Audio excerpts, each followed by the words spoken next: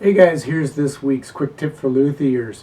One of the tools that I like to use a lot when I'm doing a guitar setup is a notched precision straight edge. And what this tool lets me do is it allows me to check the neck level relative to the surface of the fretboard. Each of the notches that's cut into this precision straight edge correspond to the different frets, so that the measuring edge of the straight edge is actually on the surface of the fretboard. And so what I can do is I can put that on there and I can check to see what my relief is at the center of the neck, and then adjust that with the truss rod to whatever measurement that I would like it to be. The problem, however, with this type of tool is they're usually only available in 25.5 inch scale length and 24 3/4 inch scale length. That's what this straight edge has. One side is 25.5, the other side is 24 3/4. If I'm working on a guitar that has a different scale length, I'm kind of out of luck. But there is a way that I can make my own, so I'll show you how I do that. What I'll do is I'll run to my local hardware store / big box home improvement center, and I'll go to the tool section where they sell measurement tools. And I'll look for, it's a cheap aluminum ruler. These typically are about 3 feet in length and only cost a couple of bucks. This is actually a piece that I cut from a longer one.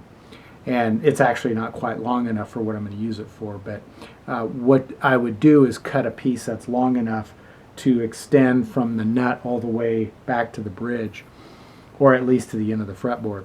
And then what I'll do is I'll lay it down onto the fretboard, and then I'll take a Sharpie and I'll just mark the position of the frets with the Sharpie.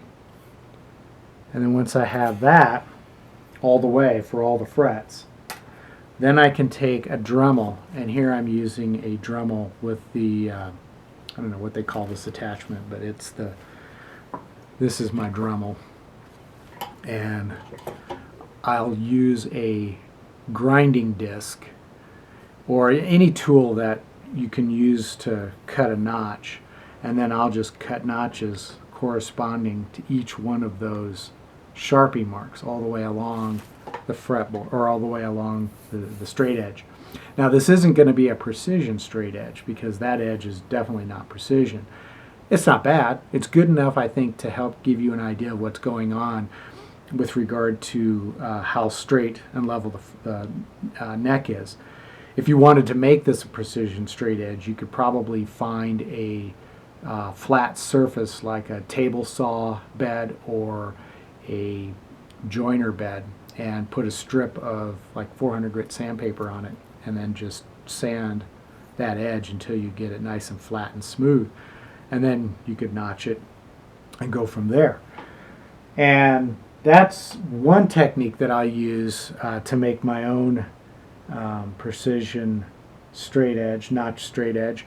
But here's another technique if you can't find some of this aluminum to make your own, and that is to simply take some thread.